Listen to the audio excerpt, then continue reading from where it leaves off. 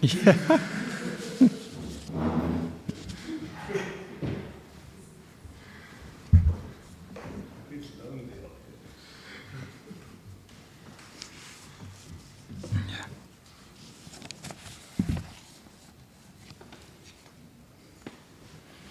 All right. All okay? People online, you can hear me? See me? Yeah, okay. All right. Yeah, then I say good evening. Yeah. So welcome to a continuation of Nagarjuna. We're still in the small scope, in the text, the scope of, want to obtain precious-human rebirth, so to say, in the three scopes. And for which purpose? Often we say you have to create the substantial causes for precious-human rebirth, which means practice morality and engaging in prayers, and not just any prayer, but a staleness prayer, we say.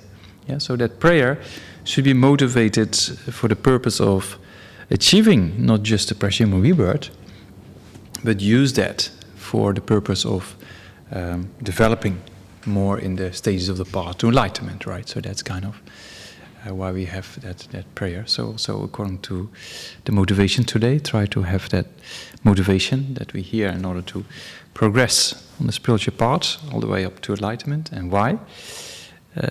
Because of bodhicitta, and bodhicitta has two aspirations, as we know. One, causal aspiration, which is based on great compassion, wanting others to liberate them from their suffering. And a resultant aspiration that is focused upon achieving enlightenment for that purpose. Yeah, without enlightenment, then it's just very difficult to benefit beings to the full extent. So for that purpose, we studying Nagarjuna's letter for a friend. Yeah, so try to generate the motivation and going towards enlightenment for that purpose. Yeah.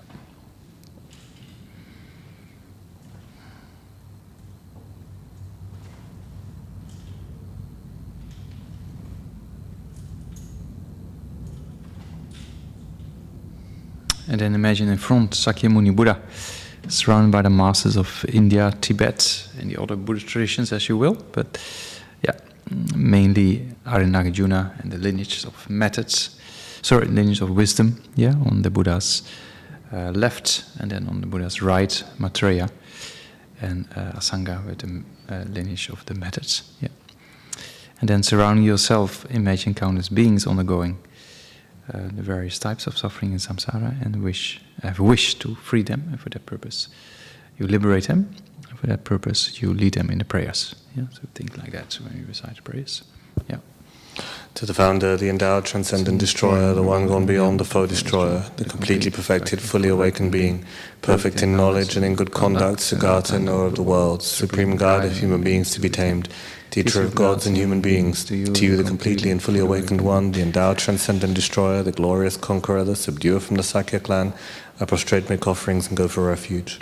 To the founder, the endowed, transcendent destroyer, the one gone beyond, the foe destroyer, the completely perfected, fully awakened being, perfect in knowledge and in good conduct, Sugata, knower of the world, supreme guide of human beings to be tamed, teacher of gods and human beings, to you, the completely and fully awakened one, the endowed, transcendent destroyer, the glorious conqueror, the subduer from the Sakya clan, I prostrate, make offerings, and go for refuge.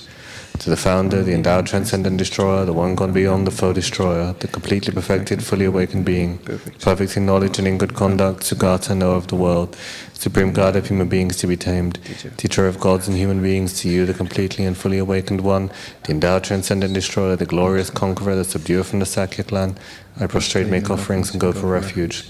When, O Supreme amongst humans, you were born on this earth, you paced out 7 strides and said, I am supreme in this world. To you who are wise, then I prostrate.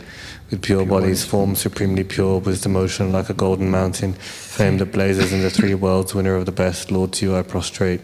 With the supreme science, face like spotless moon, color like gold, to you I prostrate. Dust 3 like you, the 3 worlds are not, incomparably wise one, to you I prostrate. The Saviour having great compassion, the Founder having all understanding, the field of merit qualities like a vast ocean, to you the one gone to thusness I prostrate. The purity that frees one from attachment, the virtue that frees one from the lower realms, the one part, the sublime pure reality, to the Lama that pacifies I prostrate. those who are liberated and who also show the path to liberation, the holy field qualified with realizations, who are devoted to the moral precepts, to you, the sublime community intending virtue, I prostrate. Homage to the Supreme Buddha, homage to the Dhamma Refuge, homage to the Great Sangha, to all three ever devout homage, to all worthy of respect, bound with bodies as many as all realms, atoms in all aspects, with supreme faith I pay homage. Do not commit any non-virtuous actions, perform only perfect virtuous actions, subdue your mind thoroughly, this is the teaching of the Buddha. A star, a visual aberration, a flame of a lamp, an illusion, a drop of dew or a bubble, a dream, a flash of lightning, a cloud, see conditioned things as such. Through these merits may sentient beings attain the rank of all seeing, subdue the four faults and be delivered from samsara's ocean, perturbed by the waves of aging, sickness and death. I prostrated the Arya triple gem, thus did I hear at one time the Bhagavan was dwelling on mass of Vulture's mountain in Rajgir, together with a great community of monks and a great community of bodhisattvas. At that time the Bhagavan was absorbed in the concentration on the categories of phenomena called profound perception. Also at that time the Bodhisattva Mahasattva Arya Avalokiteshvara looked upon the very practice of the profound perfection of wisdom and beheld those five aggregates also as empty of inherent nature. Then, through the power of Buddha, the Venerable Shariputra said this to the Bodhisattva Mahasattva Arya Avalokiteshvara. How should any son of the lineage train who wishes to practice the activity of the profound perfection of wisdom? He said that, and the Bodhisattva Mahasattva Arya Avalokiteshvara said this to the Venerable Shariputra. Shariputra, any son of the lineage or daughter of the lineage who wishes to practice the activities of the profound perfection of wisdom should look upon it like this, correctly and repeatedly beholding those five aggregates also as empty of inherent nature. Form is empty, emptiness is form is not other than form is also not other than emptiness.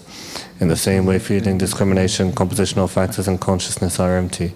Shariputra, likewise all phenomena are emptiness without characteristic, unproduced, unceased, stainless, not without stain, not deficient, not fulfilled.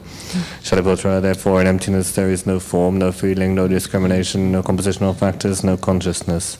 No eye, no ear, no nose, no tongue, no body, no mind, no visual form, no sound, no odor, no taste, no object of touch and no phenomena. There is no I element and so on up to and including no mind element and no mental consciousness element. There is no ignorance, no extinction of ignorance and so on up to and including no aging and death and no extinction of aging and death. Similarly, there is no suffering, origination, cessation and path. There is no exalted wisdom, no attainment and also no non-attainment. Shariputra, therefore, because there is no attainment, bodhisattvas rely on and dwell in the perfection of wisdom, the mind without obscuration or without fear. Having completely passed beyond error, they reach the endpoint of nirvana. All the Buddhas who dwell in the three times also manifestly, completely awaken to unsurpassable, perfect, complete enlightenment in reliance on the perfection of wisdom. Therefore, the mantra of the perfection of wisdom, the mantra of great knowledge, the unsurpassed mantra, the mantra equal to the unequaled, the mantra that thoroughly pacifies all suffering should be known as truth since it is not false. The mantra of the perfection of wisdom is declared. Tayata gate gate paragate parasam gate bodhisoha. Shariputra, the Bodhisattva Mahasattva should train in the profound perfection of wisdom like that. Then the Bhagavan arose from that concentration and commended the Bodhisattva Mahasattva Arya Avalokiteshvara, saying, well said, son of the lineage, it is like that, it is like that. One should practice the profound perfection of wisdom just as you have indicated, even the Tathagatas rejoice. The Bhagavan having thus spoken, the Venerable Sharapatiputra, the Bodhisattva Mahasattva Arya Avalokiteshvara, and those surrounding in their entirety, along with the world of gods, humans, asuras and Gandharvas, were overjoyed and highly praised that spoken by the Bhagavan. Gathering of the kinis in the three chakras who abide in the holy yoga of using space by your powers of clairvoyance and magical emanation, look after practitioners like a mother her child.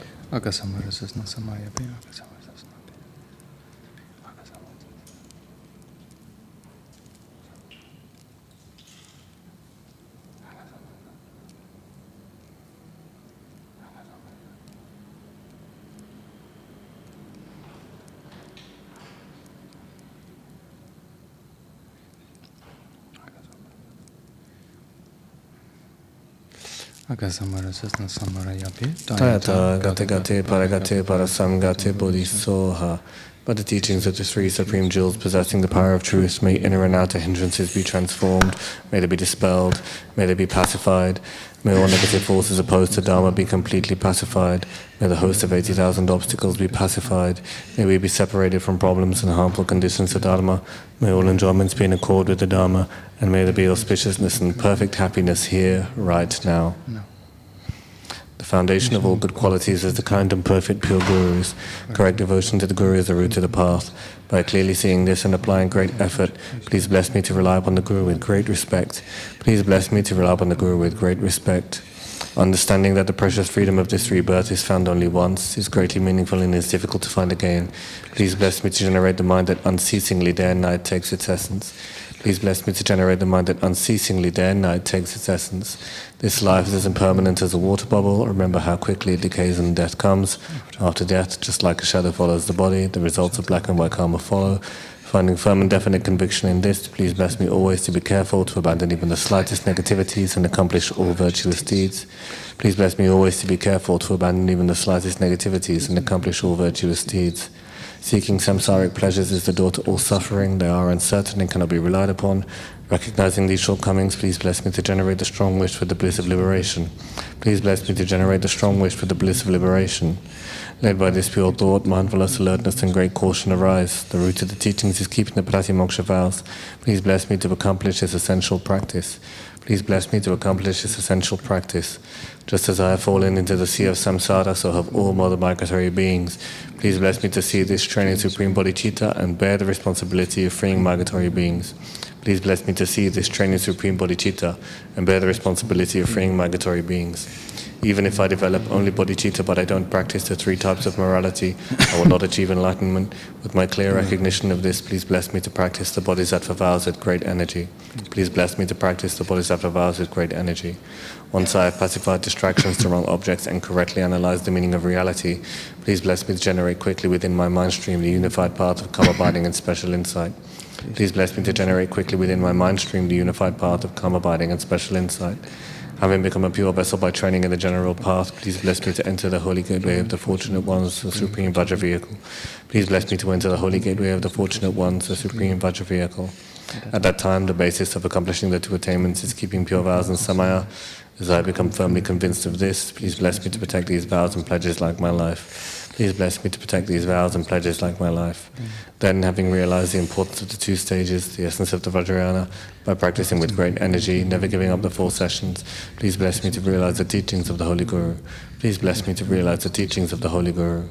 Like that, may the Gurus who show the noble path and the spiritual friends who practice it have long lives. Please bless me to pacify completely all outer and inner hindrances. Please bless me to pacify completely all outer and inner hindrances. In all my lives, never separated from perfect Gurus, may I enjoy the magnificent Dharma. By completing the qualities of the stages and paths, may I quickly attain the state of Vajradhara. May I quickly attain the state of Vajradhara. Musaji Peki Jukshin Meto Tramri Rablingshi Nidegen Padi Sangye Jindu Mikte Uwai Drukken Namdak Shingla Chuparshok Jetsun Lama Dampakenam Kichukala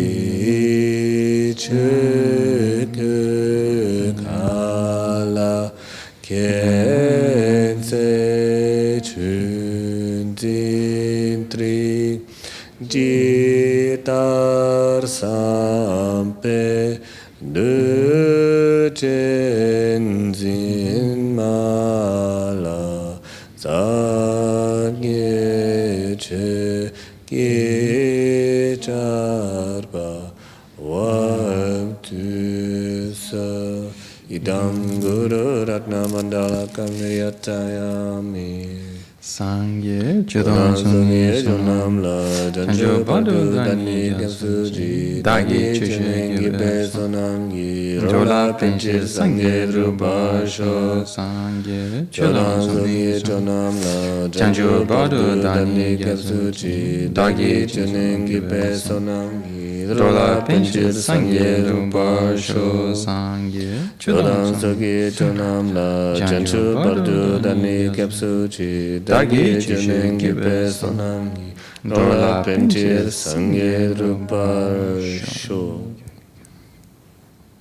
Chutunto Kangi Tuzen is Tao Tanchi Pauchi Tachi Kotam Dela Chatsang.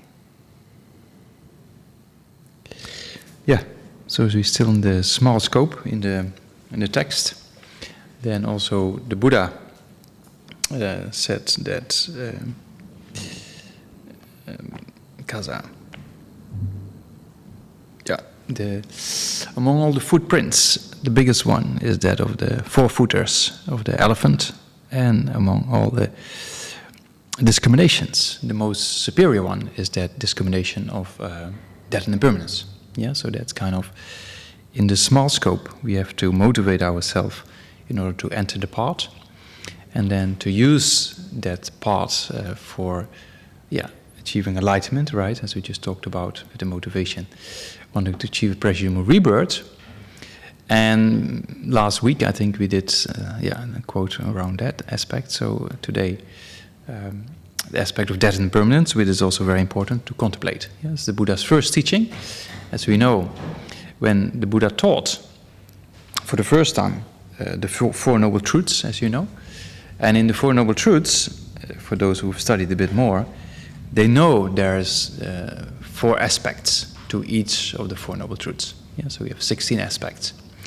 And the first truth, the truth of suffering, has 4 aspects, and the first aspect is impermanence. Yeah, so actually, the first teachings of the Buddha was about impermanence, So it's quite a statement that it's important, Then, during the Buddha's teaching, then the Buddha taught, the various types of philosophy, and then the philosophy is always based, what makes a distinction between those who consider themselves as upholders of the Buddhist tenets or Buddhist views, and those who do not uphold the Buddhist view or tenets. That's always referring to the 4 seals of Buddhist philosophy, right? So the 4 seals of Buddhist philosophy, the first seal is also Dujitamshi Mitapas, means everything, all compounded phenomena are in the nature of impermanence. Yeah, so there also, during the teachings of the Buddha, the first teaching was impermanence. Then during the actual teachings on the various tenet systems, or I should say, in those days there were not tenets classified, but the Buddha taught that, if in order to accept the Buddhist teaching later on, then we say you have to accept the 4 seals of Buddhist philosophy, right? So the first one is that all compounded phenomena are impermanent. Yeah, so that's the teaching of the Buddha. Then, Dujitaji Mitapa and Sajitanya Dugna was that,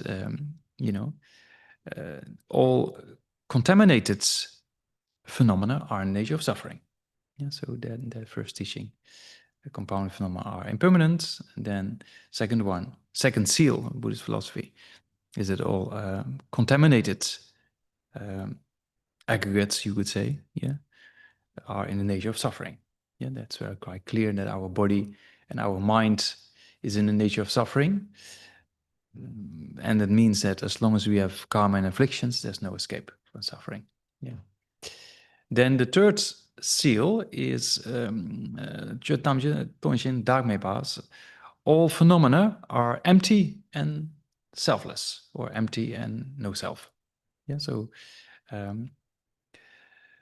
the first two, the first 2 seals, not many people think about that, but the third seal seems to be becoming a bit popular in even neuroscience and philosophy, the aspect of no self. Yeah, many people are very interested. Last, Sunday? No, yeah. With Anil said also, we talked about no self, even in the view of neuroscience. Right, there's a lot of interesting research done. Of no self by Thomas Metziger, and Anil Seth also talks about those things. Yeah. So the Buddha 2,500 years ago said the root of all suffering is ignorance, and then you have to realize the aspect of no self or selflessness in order to eliminate that ignorance. Right. So there's a third seal of Buddhist philosophy. All phenomena are in the nature of empty and no self. So there's two aspects for those who study a bit more or have studied a bit more, and those who, those hardcore people, so to say, that Tongjin Damebas mean empty and selfless. The first is referring to a coarse form of a self, and the second one is referring to a more subtle form of a self. As we know, in Buddhist philosophy, we have various levels of apprehension of a self and various levels of emptiness, right? So the most coarse form of a self is what we call permanent, independent, a permanent, unitary, independent self, or permanent, singular self. People can still see me, or I'm just black, or just completely disappeared. They can hear me, right? Yeah. Oh, that's enough. Yeah. When we're teaching, when we sometimes attend this Holiness Dalai Lama teaching, or in the early days, you know, Holiness Dalai Lama, all the teachings, and there's a big gathering. And those days there were no video screens, you know. So you just sit outside, and it was always like, we always said, oh, as long as we have a good speaker, you know, we can hear. But yeah, so that's true, you know. Kasa. But they say, yeah, there's two types of selflessness, right? Empty and selfless. So empty is referring to a coarse one. And then in most of the Buddhist philosophies, for those who really studied the Svatantrika and below, they have this following distinction, that permanent, unitary, and independent self, that's kind of a coarse one. Yeah. And then the self-sufficient, substantial existing self is a kind of subtler one. Yeah, so the self-sufficient substantial existing self is a subtler one, because the first one is much easier to eliminate. It's much easier to see there is no permanent self, right? Because your body is in the nature of change, your mind is in the nature of change. You cannot have a self that is permanent. That's quite clear to see. It's not there. The second self is kind of this, what is it? The controller, you could say, or pilot that controls the aggregates as a self-sufficient entity. Yeah, so there's a bit more subtle. Yeah, that we still have an I that pops up when we get angry, or attachment comes, or fear, and then this I pops up, and sometimes it appears as not permanent.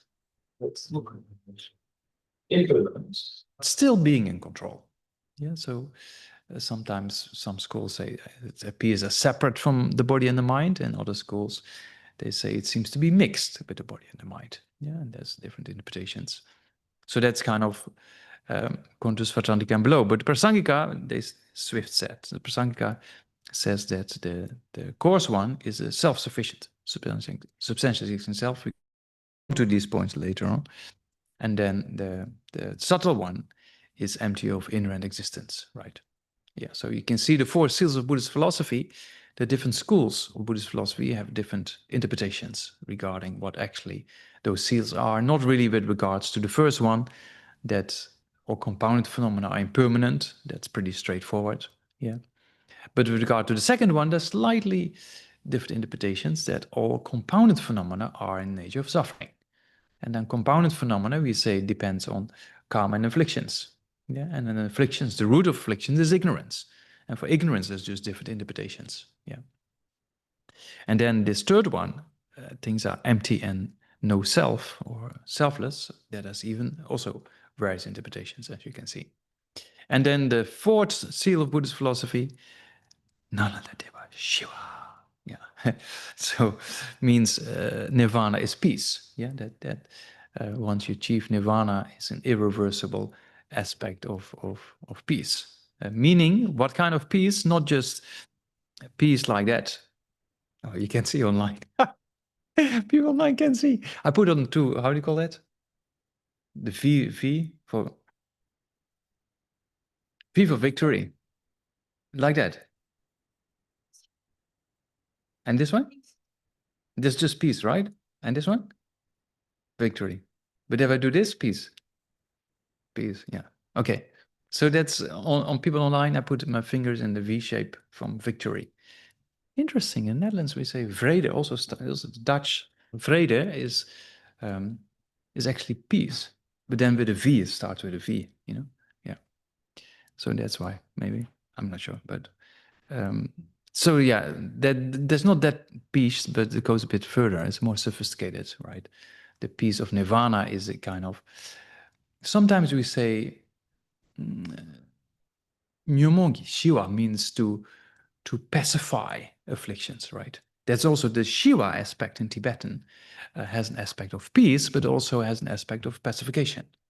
Yeah, so here it has kind of a little bit of both, right? If you say nirvana is peace, from the point of view, it has a pacification, and what kind of pacification?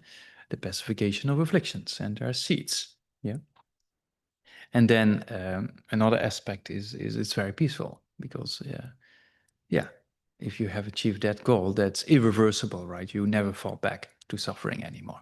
Yeah, so that's kind of yeah, the four seals of Buddhist philosophy, so to say. So then the teachings of the Buddha,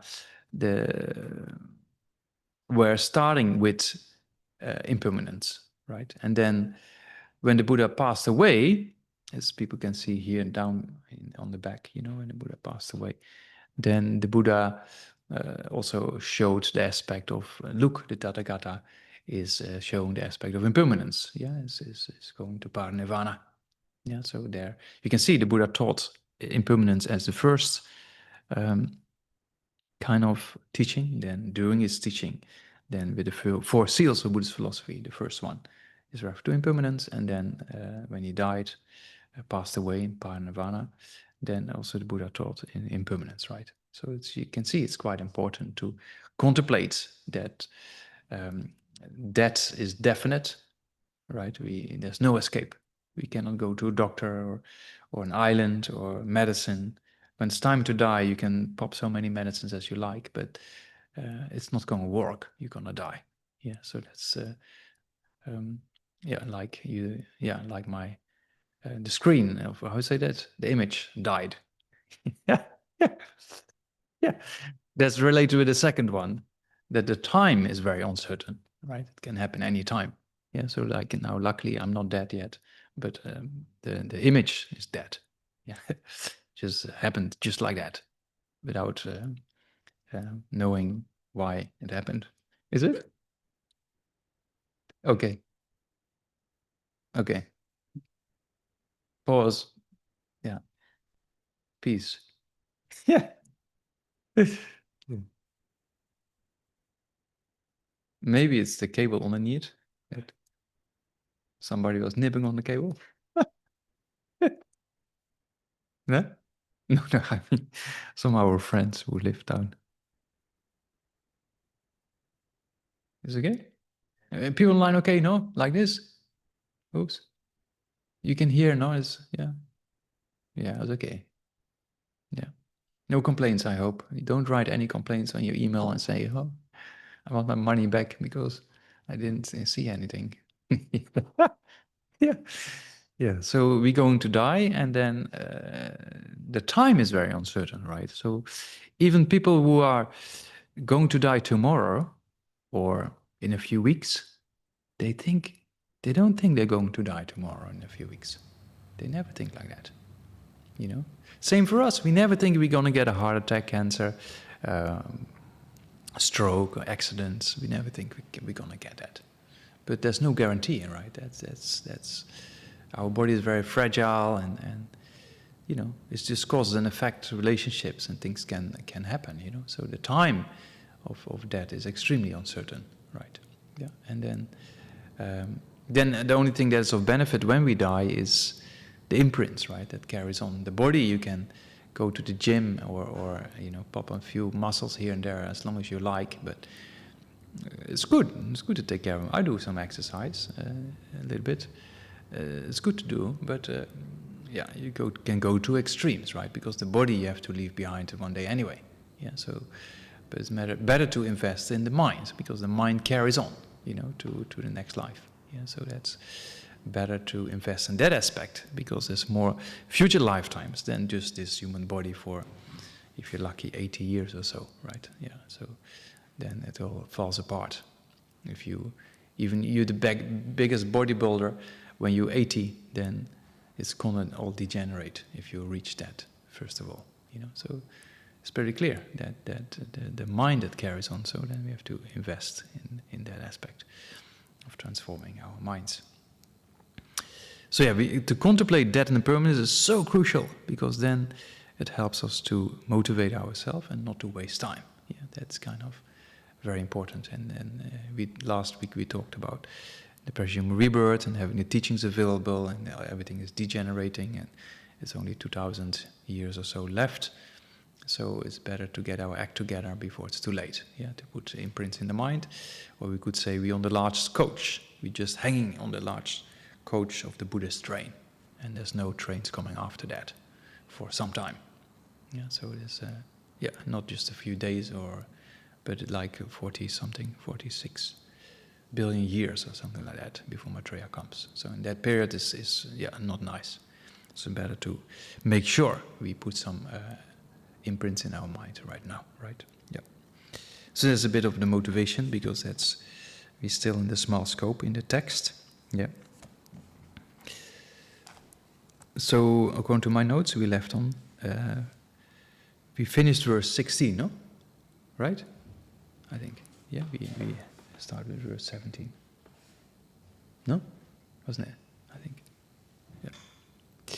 Yeah, okay. All right, so then practice correct conduct or morality of body, speech, and mind. Yeah, we know we have the three activities, body, speech, and mind, so we try to practice morality. And why do we practice morality? This is a small scope. Because practice of morality, as we saw before, is the cause for, the substantial cause for the precious human rebirth, together with some stillness prayers, and then the practice of generosity are kind of corporate kind of conditions, as we talked about previously. So morality is crucial. Without morality, you cannot really achieve enlightenment, And without morality, you cannot really achieve liberation. And without morality, you cannot even achieve a precious human rebirth. So we need to practice morality. Yeah. So then, it says in verse 17, this verse is quoted quite a lot. Recognize the mind to be like a drawing made on water, on earth, or stone. Yeah, so if you make drawings, it doesn't say paper, but normally we do on paper, but here it's referring to something else, not just art. It's just understanding that if you draw on water, it goes like this, and then it disappears, right? Yeah, so if you draw on sand, you go to the beach, not UK beaches, because UK beaches only have stones, I heard. No, they have also sand? Yeah, okay, some beaches have sand. So then you draw, with your finger or with something, and then the tide comes and then it goes away. But it stays a bit longer than making a drawing in water, right? If you draw something in a river or a sea, then it just goes. And you can draw on earth, and you can draw on stone, meaning you grave inside a stone. So graving inside a stone stays for a long time, right? So then this verse is referring to how we should see our afflictions. Yeah. There it says, the first among these is excellent for possessing the defilements. So, meaning, if your afflictions are like written in water, then they come and they go. But most of our afflictions are like written in stone, right? They come and they stay. And then they stay for some time. And then it takes a long time before they go. So it's very true that the first,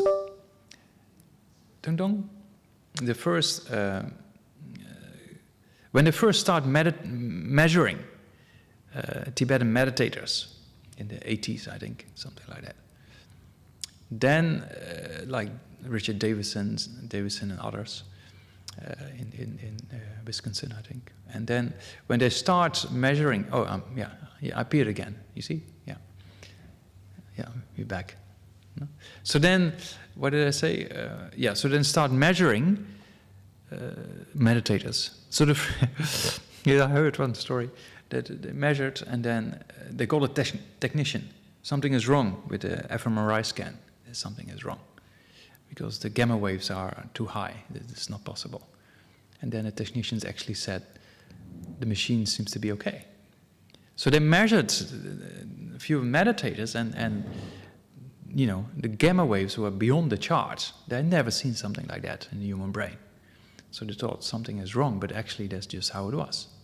Yeah, and then they measured more meditators, and it seems to indicate that they have produced this kind of brain activity that has a very high score in gamma waves that was initially beyond the chart. So that refers to an aspect of not grasping or holding on to states of mind, being very flexible. Yeah. Same is with His Holiness Dalai Lama when Paul Ekman is a world-leading expert in facial expressions. He pinpointed down about 10,000 muscular differences in the face, beyond all cultures, in different places on the planet. So the first time he saw a face of His Holiness, he said, I've never seen a face like that before. Although he's seen so many faces. Because he said, when you talk about difficult issues in Tibet or just, difficult things that happened, then there's an emotion, but straight away it disappears. So that you can see these high gamma waves and these facial expressions. But His Holiness is like written in water. Yeah, that the emotion doesn't stay very long. If you write in water, it just goes. Yeah, so that's kind of how we should actually practice ourselves. But yeah, unfortunately, our afflictions are more written in stone. Yeah, it stays. And it's true. That's what Paul Ekman also indicates in his research, that the majority of people, when there's trauma or sadness, or people think about difficult aspects in life, then it stays in the face for at least sometimes a few minutes, although maybe not that obvious, but certain kind of muscular differences you can notice, you know. So it's true, no? If you walk around and you see a person be smiley, or you see a person very grumpy, then you can see that whatever we have in our face reflects our emotions, right? It's very clear. It's a very interesting aspect. Yeah.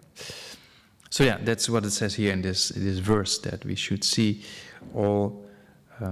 We should have our defilements or afflictions as like the first one. It says, right, like a drawing made on water. And the last for desiring the Dharma. Yeah, desiring is not a very good term.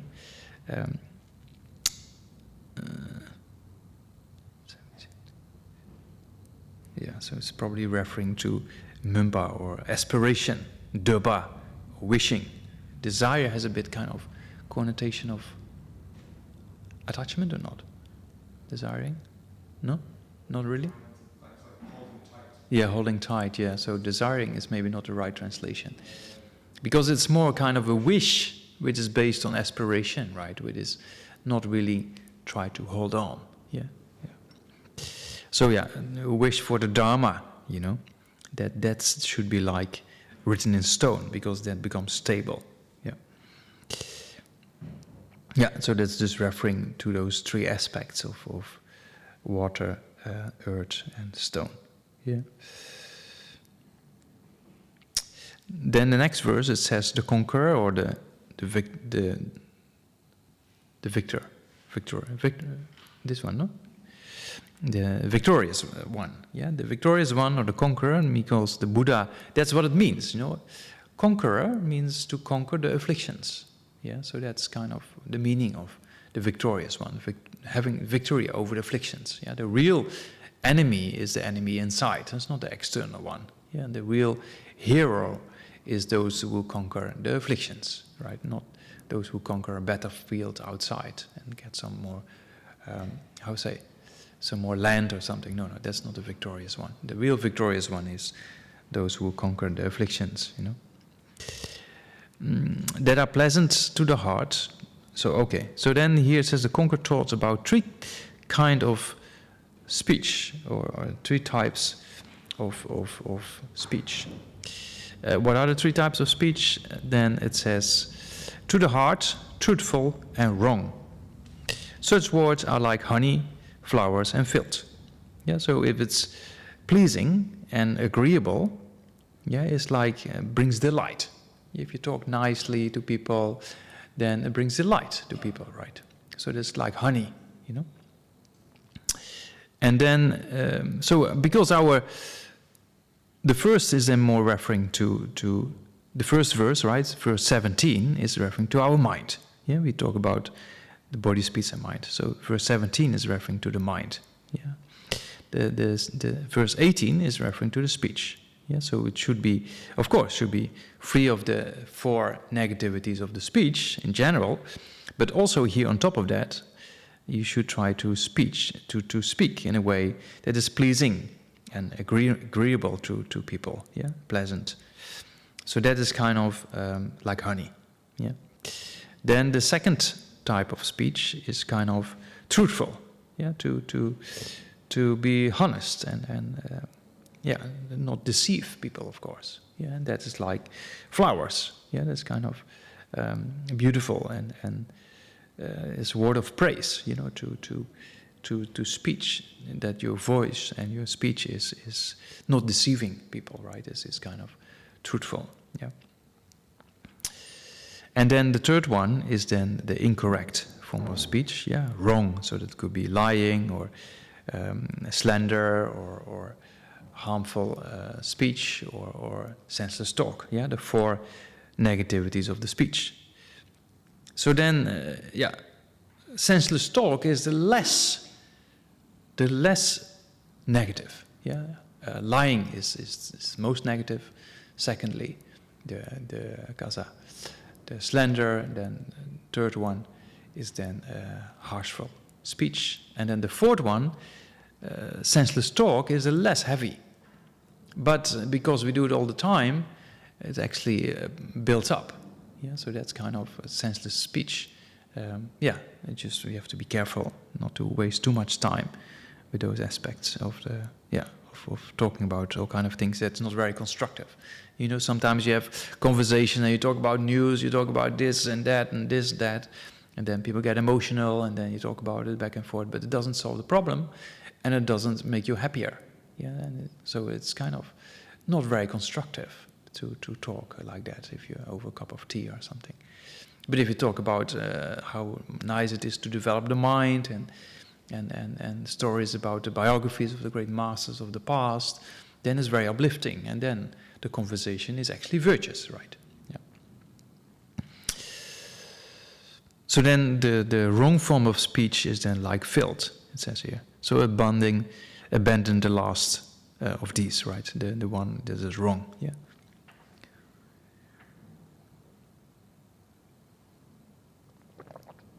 Then verse 19 is referring to the body.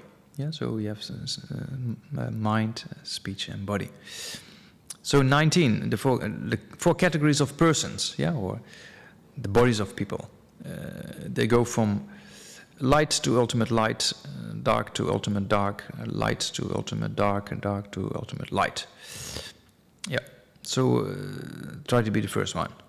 The meaning is here referring to higher rebirths, right? To have a higher rebirth and then in the next life again create causes for a higher rebirth. Yeah. The second one is more or less if you already in lower states of rebirth, you create again negative karma, and then again you can fall back and stay in the lower state of rebirth. The third one is then referring to you have a presumed rebirth, but you completely wasted, don't practice morality, you're very harmful, then you fall back to the lower states of rebirth next life. And then the fourth one is referring to humans, but you don't have that much fortune now, but then in future lifetime you get a lot of fortune or good conditions. Yeah, so it's kind of how our body goes through different states of existence, yeah, depending on the karma we create, depending on our activities, yeah. Then view the people around you. So now, that's what it says, verse 20 is then referring to the friends around you, right? So this is referring to the mango fruit. So in India you have very nice ones, In the UK, I didn't find a nice one yet. And the mangoes are different. Yeah, in India, they're very different. Yeah. So here, it's referring to an entity, because of intention and action. Yeah. So here, there's a correlation being made with different persons. Yeah. So persons should be understood to be like mango fruits, yeah, which are unripe yet appears as ripe. Yeah. So that means that their intentions might be good, but then, what's the first one? Unripe yet appear, yeah. Outside good, but the activities, they look good, but actually the intention is not that. Not that, some people, they very show nice, but inside is the wish to harm or do something. Yeah, so that's not the right one. Then the one ripe yet appears unripe. Although intention might be good, but then the action doesn't come out well. Yeah. And then we have the one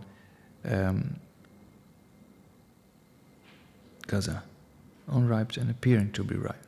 Oh yeah, unripe and appearing to be unripe. So a person who acts in a negative way and also has a wrong intention. Yeah. And then ripened one which also appears to be ripe. That's the best one. Yeah, that with a good intention, and also the actions are good. Yeah. So also when we engage, you can also think like that. When we engage in our daily activities, then it's important to have a good motivation, and then also our acts should be accordingly. Yeah, we know that, for example, from the practice of generosity, if you have a good motivation to engage in the act of giving, you can just throw some food to a person or money or whatever, but you can also do it very respectfully. Yeah, so that's kind of, if you do the second one, then you have a good intention, and also your action is good, right? If we know that we don't do that much virtue in general, but when we engage in virtue, it's important to make that virtue complete. Yeah, as we know from the teachings on karma, you have the basis, you have the intention, you have the deed, and the final step, right? In the teachings on karma. So what we try to do is to have a good kind of there's a basis, there's a person in need or something you like to give something towards to.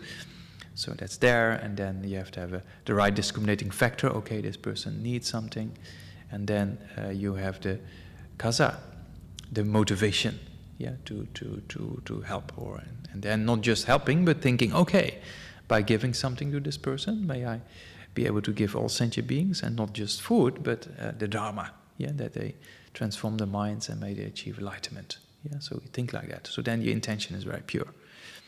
Then the act, then you also with respect, because that person also has Buddha potential, and a person also wants happiness, doesn't want suffering. Yeah, so you have respect for that aspect, and then you politely give something.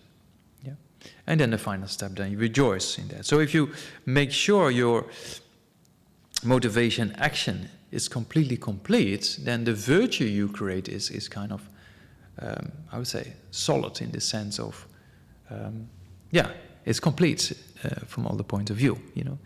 In the early days, with Lama Zopa Rinpoche, who always had this kind of perfect activity, you could see that. So open door to the hotel room, and Rinpoche, do prayer first. Okay, do prayer. And when I'm gonna touch the button to press on the lights, may I, by that action, eliminate all the darkness of sentient beings' minds and ignorance. The Rinpoche pray for a few minutes or maybe half an hour, and then put on the light. So it's very interesting to in the early days when you're around Lama Zopa Rinpoche, you actually really learn how to not waste time, to use every opportunity in your day-to-day life to accumulate merit. And that's true. We have to make our virtue complete, the smallest virtue even. Just switching on the lights or putting on the washing machine and think you purify the stains of all sentient beings, right? Yeah, it just takes a few seconds. Don't do it when other people watching, or other people think you're completely cuckoo. to make prayers before you turn on the washing machine, but you can do for yourself, or just in your mind. Yeah. So then, if you have to wash your clothes anyway, then you might as well use it, right? Yeah. So that's every daily activity we engage in. If you just use it with the right intention, then it can transform into virtue, right? Or you have a kind of, we talked about it many times before, you have a kind of a job with the activity you engage in the office or whatsoever. It's not really positive or negative, it's kind of neutral, by nature. But then if you think, wherever hears me, wherever reads my email, wherever sees me, may that person achieve enlightenment and all the wishes be fulfilled, and then never have any suffering and always abide in happiness, right? So if you do that on a day-to-day basis, or you motivate yourself that in the morning, as what Lama Zopa Rinpoche said, it's a very important prayer, then you create causes for that to happen, And even Lama Zopa Rinpoche once said, there's one dog, and they wrote Lama Zopa Rinpoche back. The dog was sick, but he looked at the picture of Lama Zopa Rinpoche and got better. And then the owner said that's because of Rinpoche, and the Rinpoche said, maybe it's because I did this prayer for for such a long time. A very interesting story. Because if you really think, if you make prayers like that, you create a cause, right? And that karma never gets to waste. That's kind of information, what we talked about. Karma is just kind of potentials in the mind. So the more potentials you have, the greater the harvest, right? The more seeds you have, the greater the harvest. So if you do that on a regular basis, then the results will come to be able to do that. To actually, because the Buddhas and Bodhisattvas have done exactly the same thing. And that's why people will see His Holiness Dalai Lama just once. Their life can change completely, or meet just once, or talk just once. Then the life changes like that. And why is that?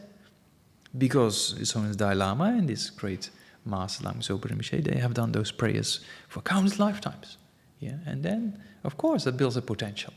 So for us also, then we always think, but I'm not that far. I'm just an ordinary person. Yes, but if you make those prayers, then you create causes to go that direction, right? And it's fine. It's nice if people see you and they get a happy mind because of that, right? So if you make those prayers on a regular basis, then you build a potential. Like, you have to start somewhere, Yeah. All right, that's about the mangoes, the verse number 20. Yeah. Then verse number 20, 21. Yeah. Oh yeah, so that's there's a few verses here. Verse 21 to 23, 24, 25, 26. So here, all verses related to manifest forms of attachment, or afflictions, in this case, obsessive desire. So you have to understand the context, that. And it talks about wives and girls and what else? Women, basically. But the man's body is exactly the same. I mean, the shape between male and female is slightly different, and we all agree upon that. But from the inside, it's pretty much the same, right? The organs and stuff like that. From the point of view of it's not all that clean as we think it is. You just know what's going inside, and you know what comes out, and then you know more or less what's inside. That's pretty. You don't have to use that much logic and reasoning. So these verses are related to that, because obsessive desire can be a cause for sexual misconduct. So and that's kind of one of the negativities of the body, right? Among the three, of killing, stealing, and sexual misconduct. So to prevent sexual misconduct coming into being, and then the Buddha taught about it, and here Nagarjuna taught the king about that. So when it says wife, or girl, or women, you can also put husband, man, and boy. Same thing. Do not look upon another's wife or another's partner, However, should you see her, think of her according to age, so the mother, daughter, sister. So if there's obsessive desire and you see a person as a close relative, or like your mother, or your daughter, or son, or sister, and brother, depends who is there. And then, then it helps. It can help you to detach. Yeah, because it's just those who are closer to you in a family, then the desire is probably, generally speaking, less, right? So if you see another person and you have a discriminating factor, oh, this person is like my mother, or it's like my daughter, or like my sister, then the attachment can be reduced. Yeah. Then, but if it doesn't work, because there's so many methods, if it doesn't work, then meditate on only impurity. Because what attachment does, that's in this way, but normally what obsessive desire and attachment does, it only looks at the qualities of its object. Yeah.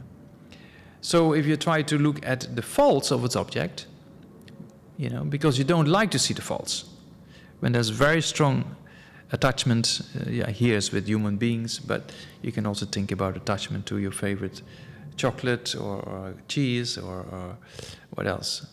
Pizza, or mata paneer, or whatever food you really attach to, right?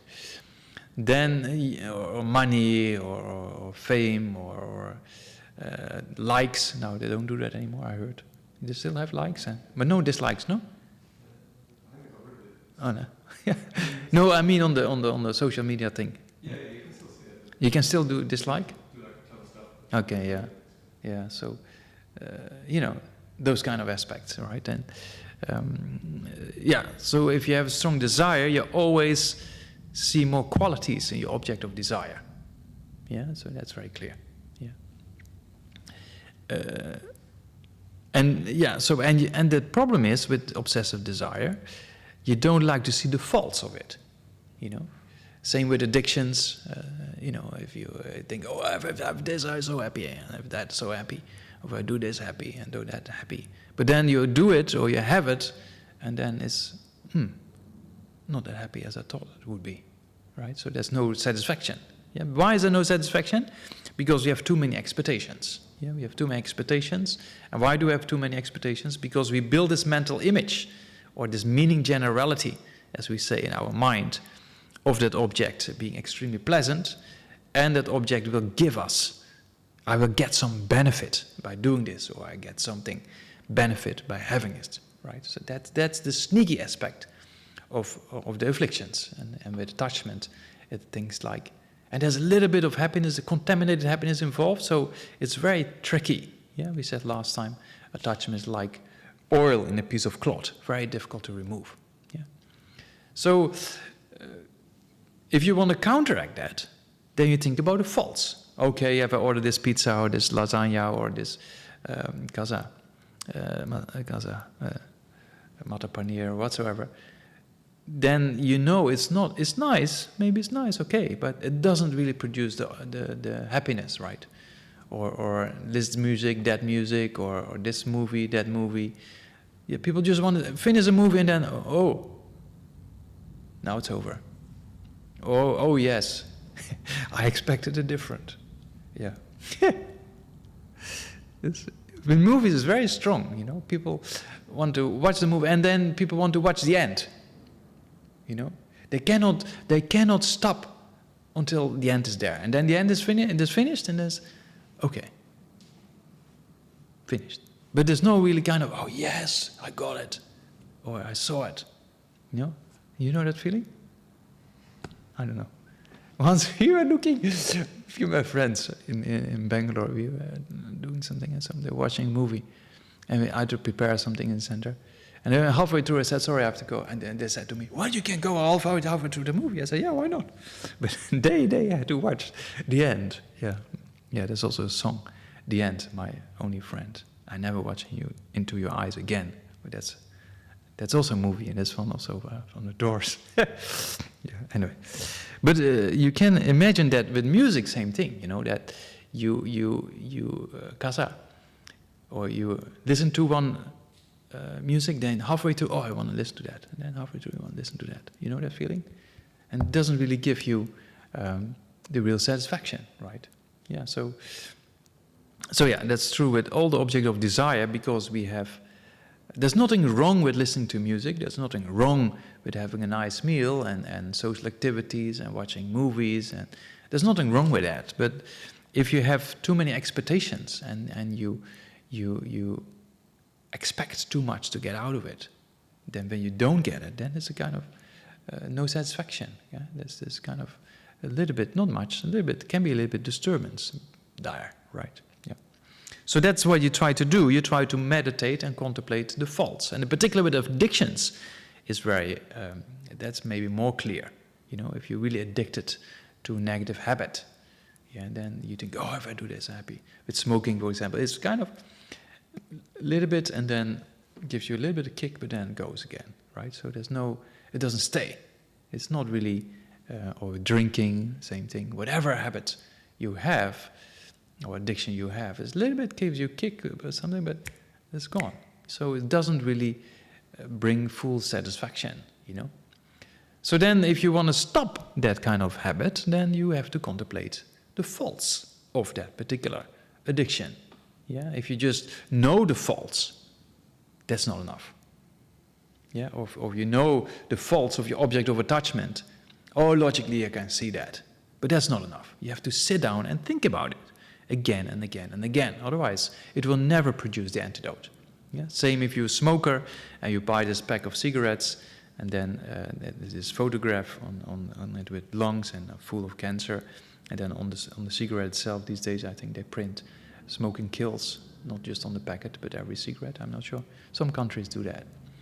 But then, if you think, okay, yes, but if you just sit there and think, okay, wow, that's my lungs can be like that, and and contemplate, then it has more power to stop smoking, right?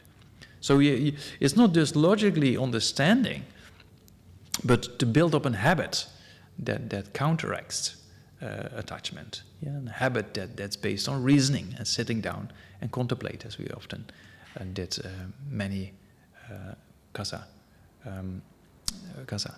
analytical meditations, right? Yeah, we have to have we always say we have to have the wisdom from hearing, the wisdom from contemplation, and the wisdom from meditation, right? We need those three types of wisdom.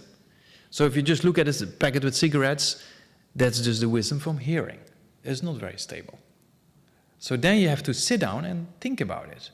And then you reach a conclusion, oh, true, the more I smoke, my lungs will look like that after some time. And you come to that conclusion, and then you focus on that conclusion. Yeah, so that's the wisdom of meditation.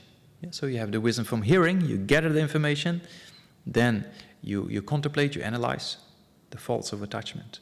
Is it really true or not? Then you come to a conclusion, oh yes, you know, that doesn't really bring any satisfaction on the long term, you know, and then it has drawbacks. And then you come to that conclusion, and then you focus on that. Yeah, so that's the structure to build a very powerful mind, to stop addictions and transform your mind. And then here, then with aspects of attachment, right, has been referred to for the king, you know.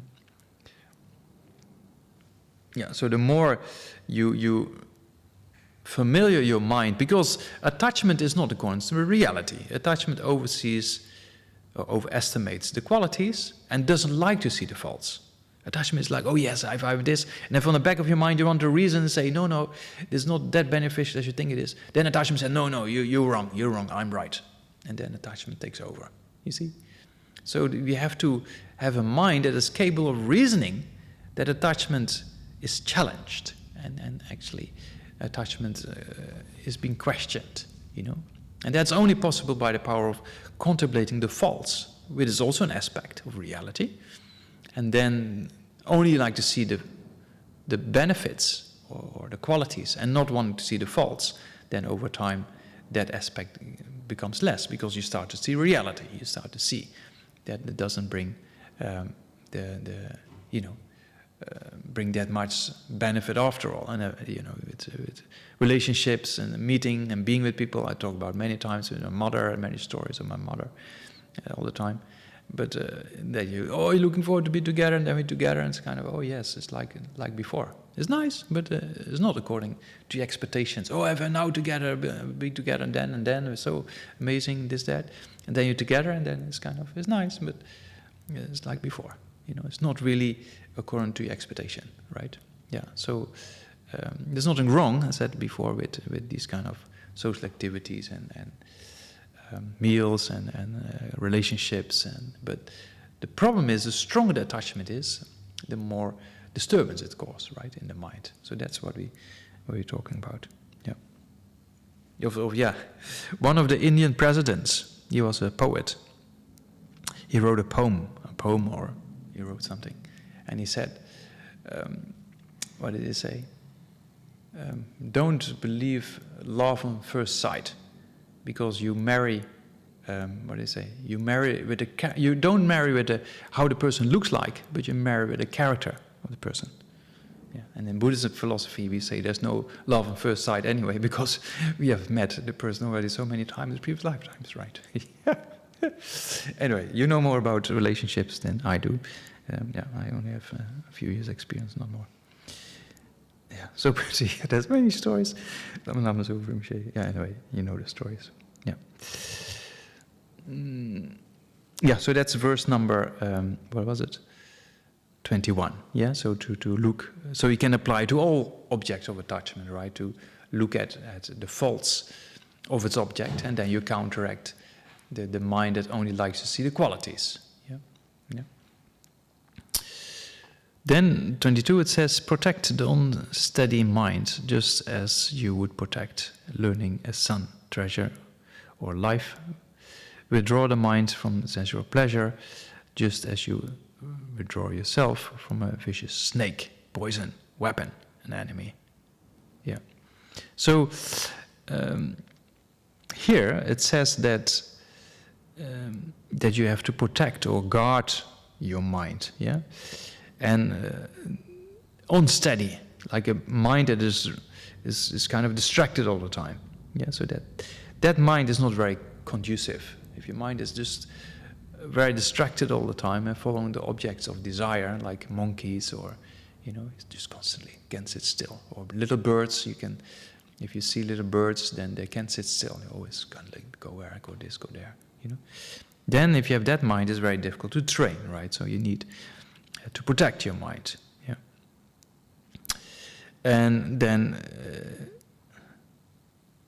so we have to protect our mind like we protect knowledge, to prevent knowledge from being forgotten. Yeah, so that's why when we have some knowledge and understanding, we try to reflect upon it again and again.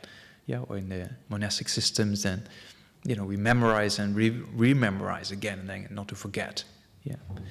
So that's kind of, we guard our mind with not forgetting knowledge, in particular the lamrim, to focus upon it again and again in order to prevent it from being forgotten. Yeah. Then, of course, sons and daughters and family members we guard and protect, and that's very clear.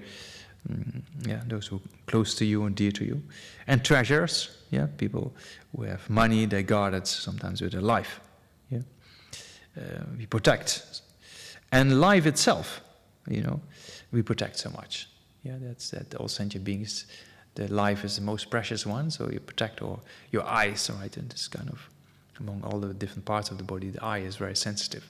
So then we very quickly try to protect whatever can go into our eyes, right? Yeah. So, like those examples, in a similar way, we should protect our mind. Why? In order to prevent our mind from engaging in non-virtues, and in particular the non-virtues that are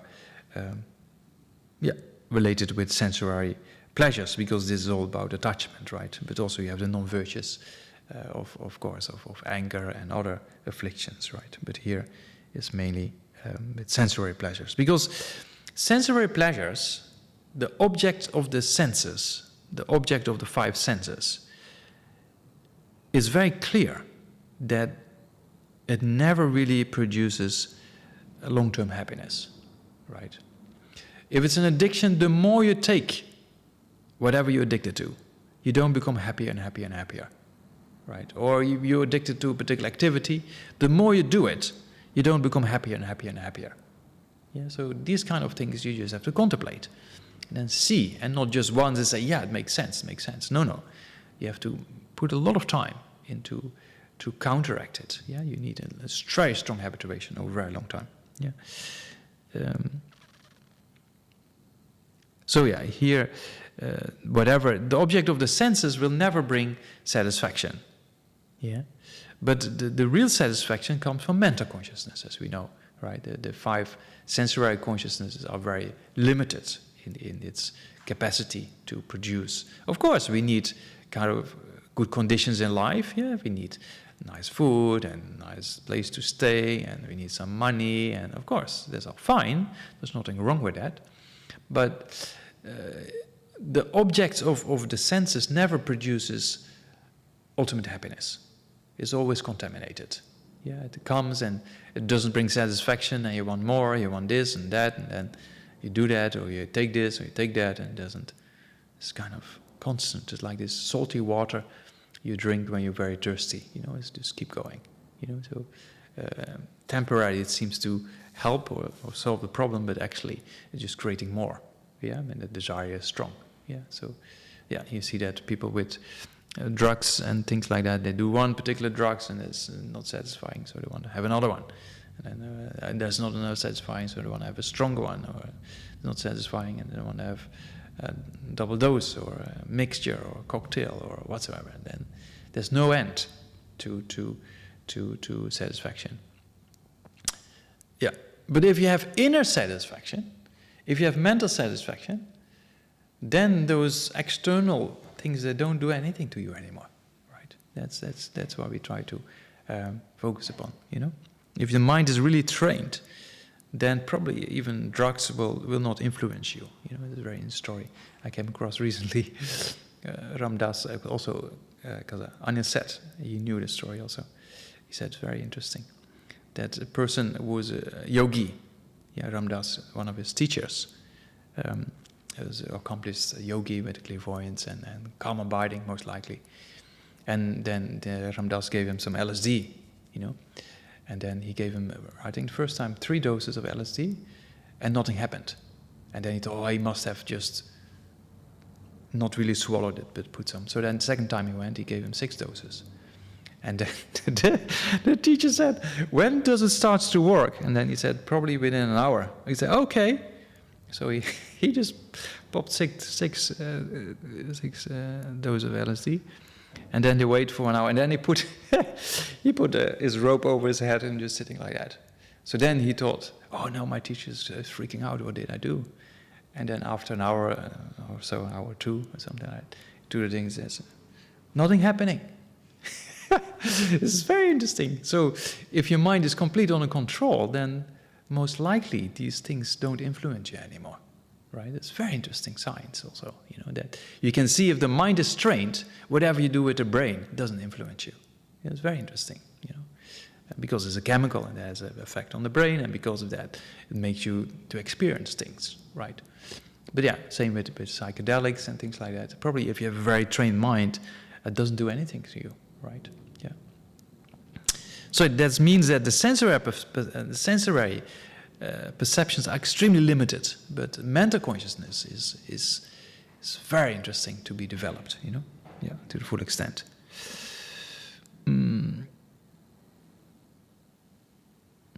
Lesson. Now I'm completely lost. 22. Yeah. Oh yeah. So withdraw the mind from sensual pleasures, and just as you withdraw yourself. Same, because the real enemy is not the snake, the poison, the weapon, and the enemy of fire, you know. The real enemy is inside, right? So that's, you see, a kind of, similarly, you should try to eliminate those, dangerous things. The real danger, we think, comes from outside, but actually, the real danger comes from within. Like Lama Rinpoche once said, dying in war, people are afraid to die in war, but he said there's nothing compared to getting angry. So this is kind of very interesting statement, you know, that to generate anger is much more destructive. Yeah. The Lord of Conquerors compares desires like that of kimbu fruits. Yeah, so kimbu fruit is a very nice skin. I haven't seen. Maybe I haven't seen it, but it's probably ancient Indian fruit which has probably a beautiful skin, but inside is kind of rotten. You know? Yeah. So so often object of desire they look like, but actually inside is not that kind of clean or not that kind of attractive. For they are the cause of disturbance, since these iron chains bind worldlings in prison of samsara. So that means the more craving there is and grasping, the more you're stuck in samsara, right, the prison. So you should renounce them after having recognized the drawbacks of these aspects of obsessive desire and craving, grasping. In choosing between the one who conquers over the constant and unsteady engagement of the six sense organs towards the objects, and the one who conquers the enemy army in battle, the wise knows the first to be far the greater hero, right? The hero that conquers all the afflictions. Yeah. And then particular the afflictions of the related with here mainly referring to with the object of the senses. Yeah, that's in the, especially in the desire realm we belong to. Then there's a very strong craving for our objects of the senses. Yeah, that just creates, that doesn't create any happiness. Yeah.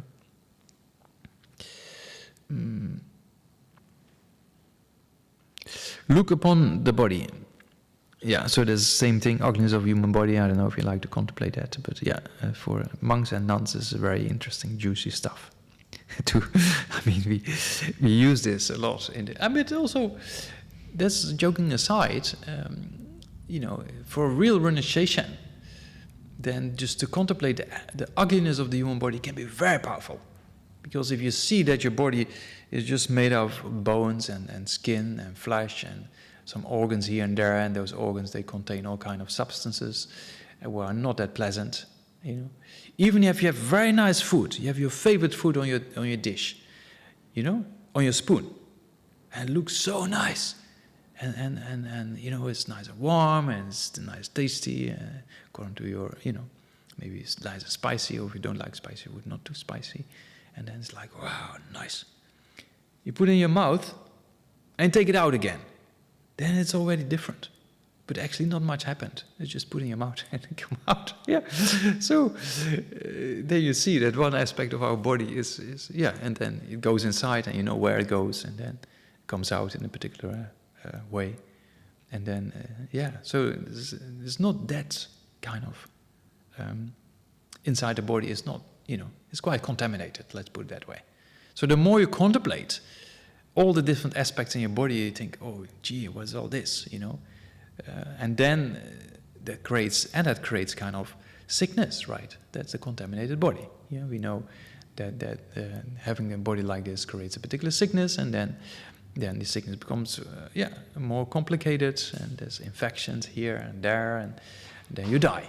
Yeah, so that means that the body we're so attached to, and we identify ourselves so much with the body, but actually it's not that much of a kind of pure thing. It's kind of quite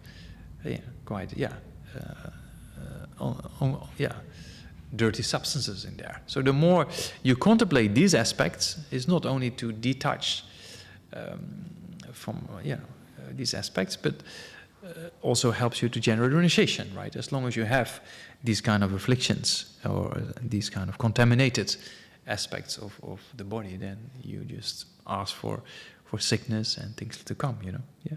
But for us, it's very difficult, these points. Why? Because we think, oh, that's me, the body is me, but it's not true, right?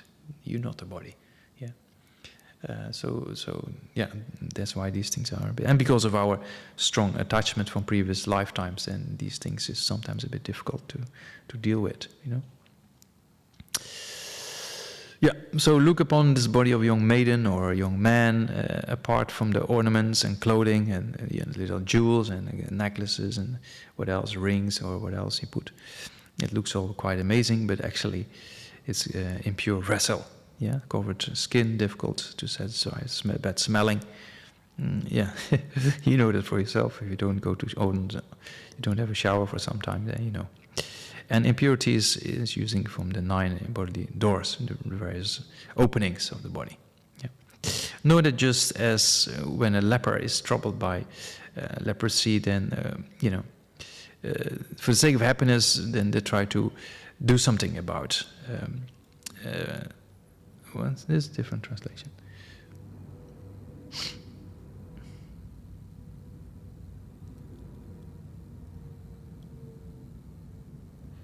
Yeah, so same, you get also, because, leprosy, you don't see that much anymore. A little bit in India, but not much, luckily. But you can also think about something very similar, right? If you have kaza, itching, if you have itching aspect on your body, then you want to, how say that? Scratch it, yeah. So then there's a kind of temporary relief. There's a very interesting example. This is what attachment is exactly about. It gives you a temporary relief from the itching. You scratch, But then before you know it, you scratch too much.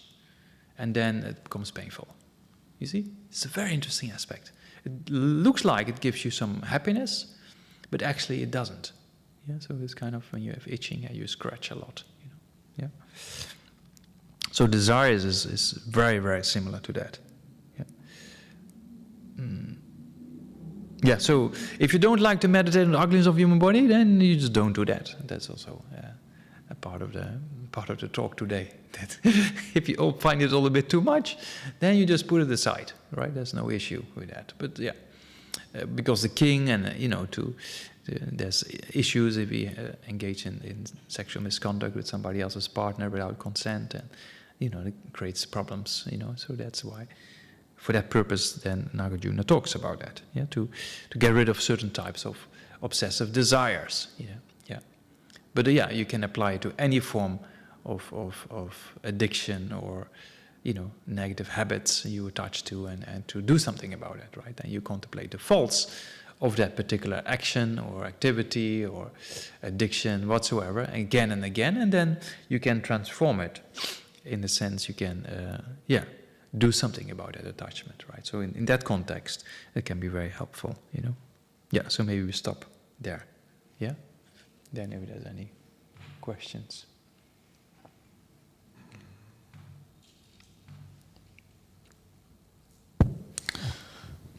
Thank you, Geshe. We have a question in the chat. Since I got into the Buddhist path a few years back, I, over time, have felt less drawn to some of my old friends. Less drawn to old friends. Less drawn to old friends. Yeah. They don't really share the same values or interests. I now enjoy spending more time with people on a similar path, spiritually drawn, or just total strangers that I meet in the day-to-day life. But I sometimes feel guilty that I'm abandoning my old friends. Should I try to hold on to those old friendships, or is it okay to just move on? I mean, we all go to that experience, no? For me, same thing. When I was young, and then you engage, you enter in this kind of spiritual aspect of life, so to say, and other people just not interested. And also for me, many of my friends from university, when I was a monk and came back to the center, I invited them to come after a year or two, I think, and then a few of my friends, Namdak, not Namdak, Martin, they said, because that was my name. I don't think you made the right decision. I feel now completely as a distance, like a wall between us or something like that. Yeah, that happens, And then, of course, you try to be kind, and old friends, it's okay to still talk with them. There's no issues, right? Or have something to drink or whatsoever. But then try to act very normal, and maybe inside your mind there's not really that kind of interest anymore, what you used to do together or what they have interest in. But that's fine. Yeah, you can still try to be nice and kind and talk with those people, right? But it's quite natural, when our interest shifts, then also our friends will shift, right? So then we get some new friends in the new aspect of life, and that's also okay, right? Everything is in nature impermanence, So, and see, from a Buddhist perspective, see if there's benefit to talk with old friends, and maybe they can also benefit from that. But don't try to push or force any form of things you learned upon others. That doesn't work. Yeah, so if you show a good example and they show interest from their side, then you can talk about it. But otherwise, don't force any form of things you find beneficial upon them. That only sometimes has the opposite effect. Yeah, so try to be skillful with old friends, right? Yeah. Thank you.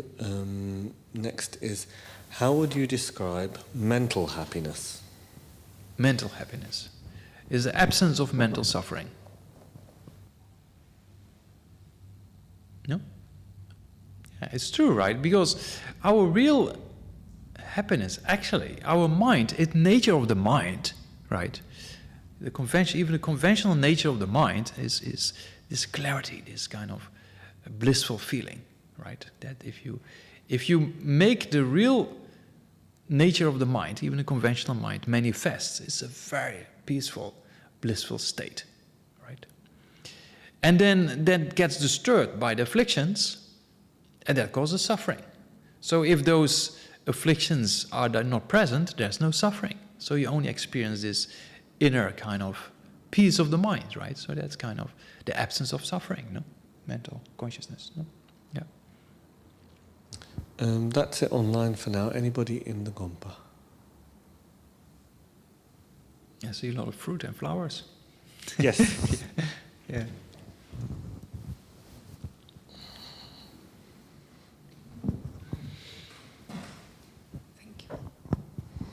Hello, thank you. Hi.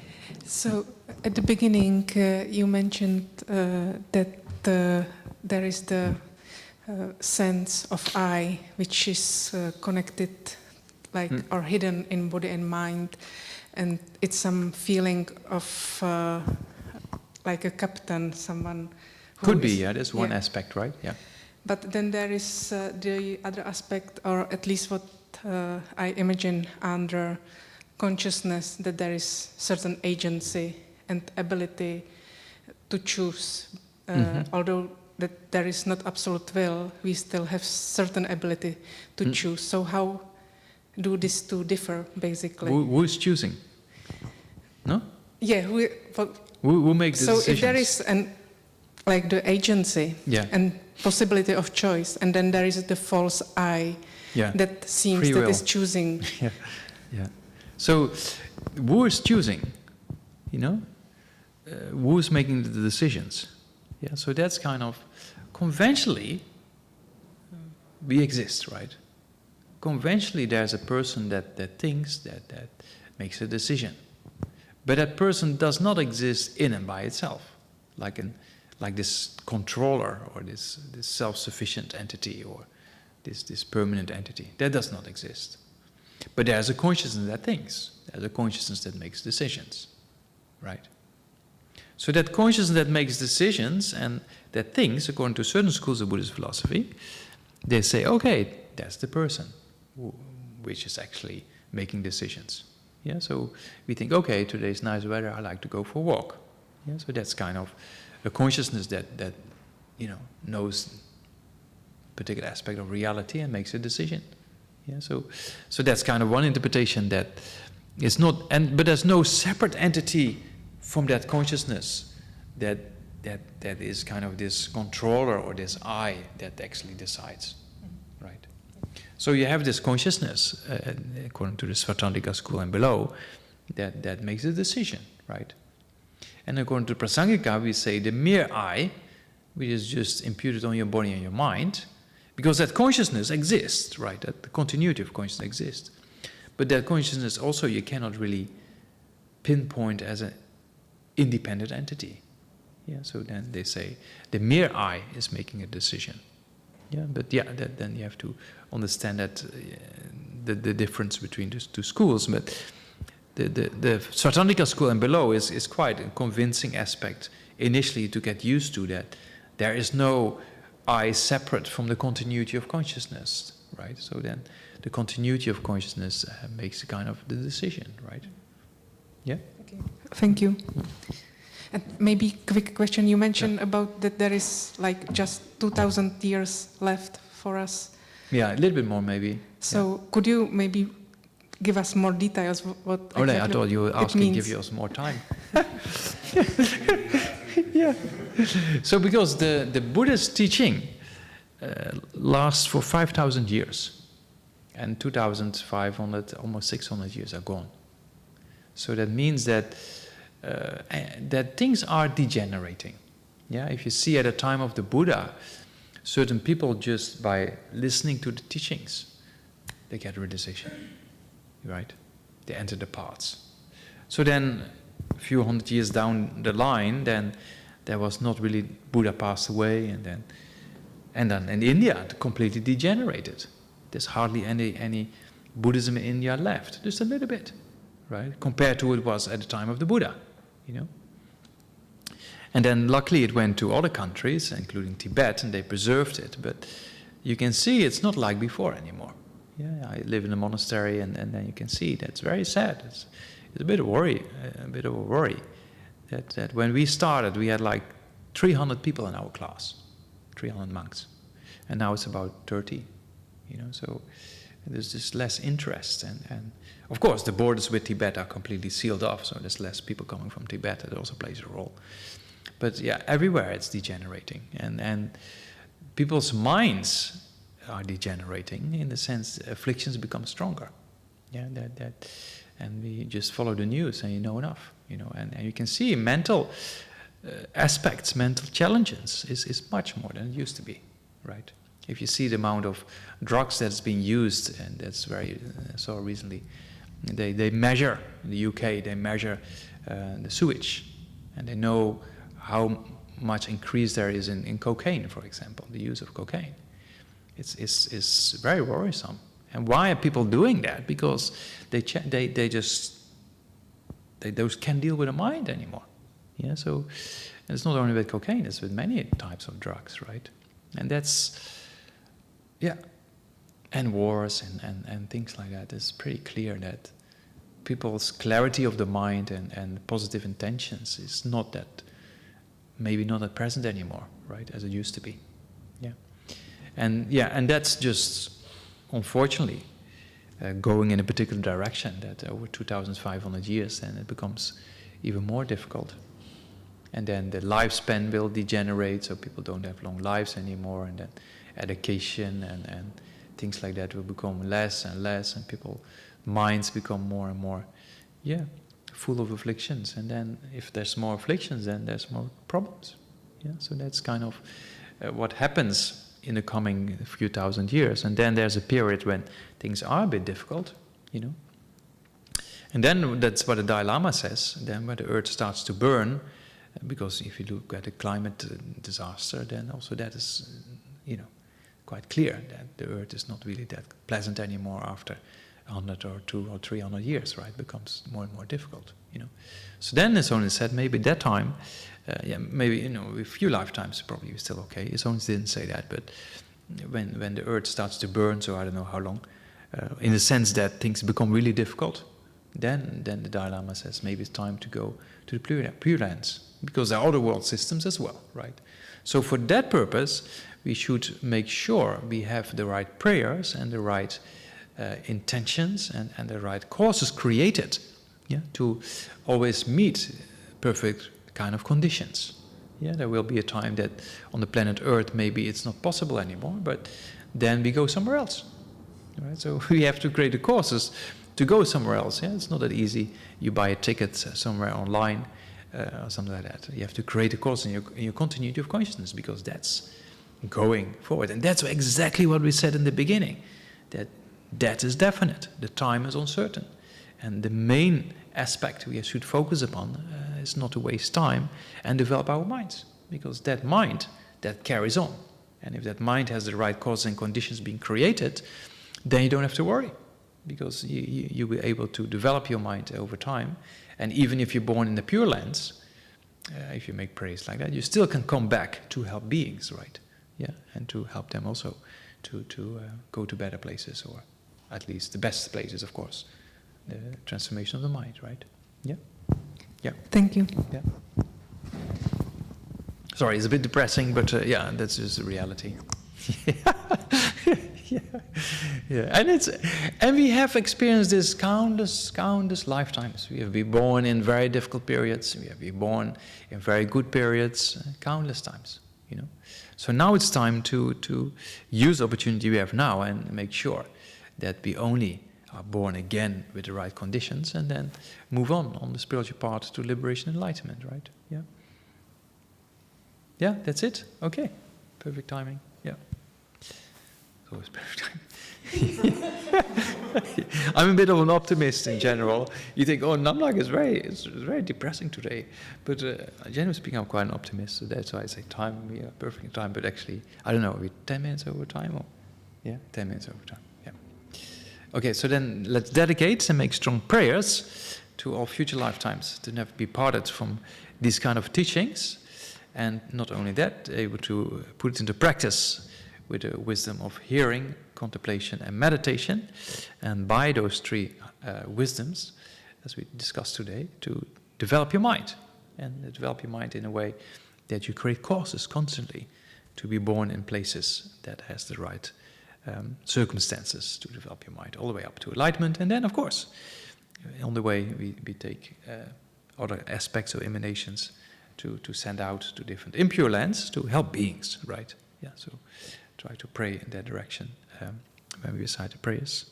And of course, long and healthy life, precious gurus, particularly Holy Dalai Lama, Swift Return, Kyabji Lama Zopa Rinpoche, and bodhicitta and emptiness to be realized by all sentient beings, and all obstacles to be removed and quickly achieve state of enlightenment. Yeah, so recite the prayers together. Yeah.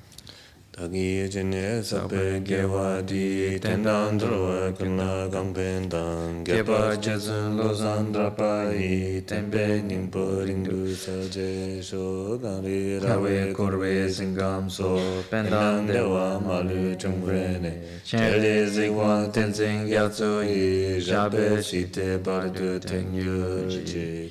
Homage to Manjushri useful. In this way, the awakened one, the transcendent Lord, the wisdom Kaya, spontaneously arisen, the single eye of wisdom, entirely unobscured, the lights of wisdom forever shining brightly. To you, Adapasana, I pay homage. To you, the very embodiment of wisdom, I bow. Thus, it is explained by all the perfect Buddhas. This concludes this teaching spoken by the transcendent Lord Shakyamuni, the essence of the perfect recitation of the names of the wisdom being, the transcendent Lord Manjushri. Tup ten chi dang jang gun gawe ten cho yor pela ka che ra zeba sum den yu me zin pa che yi je da dre ten pe pe du nyer jen sho chang chu zen jo rin po che ma ye pa nam ye gir chi Yepa nyampa mepa yang kone gongdo pelwa sho tomni tawa rinpoche magye panam ke gyurji Yepa nyampa mepa yang kone gongdo pelwa sho. As long as faith remains, as long as migrators remain, until then may I too remain to dispel the suffering of migrators. May the king of Dhammas and Kaba's way of Dhamma practice flourish, may the omens of obstacles be pacified, may all the conducive circumstances be complete. To the power of having made single pointed request to you, Lord Sangrapa, may all unfortunate manifestations of the degenerate age, illness, famine, quarreling, epidemic disease, grotesque spirit interference, and so forth be pacified. May excellent collections of conducive conditions increase. Please bless me that my wishes be swiftly fulfilled.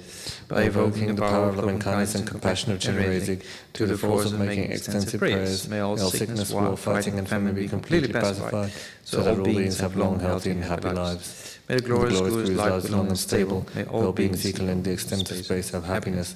May I and others without exception accumulate merit and purify negativities. And may be blessed to quickly attain Buddhahood.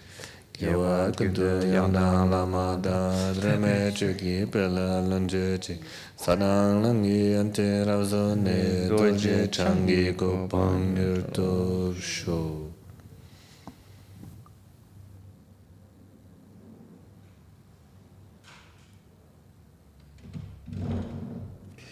Okay, thank you so much. Good evening, good night, and then see you soon.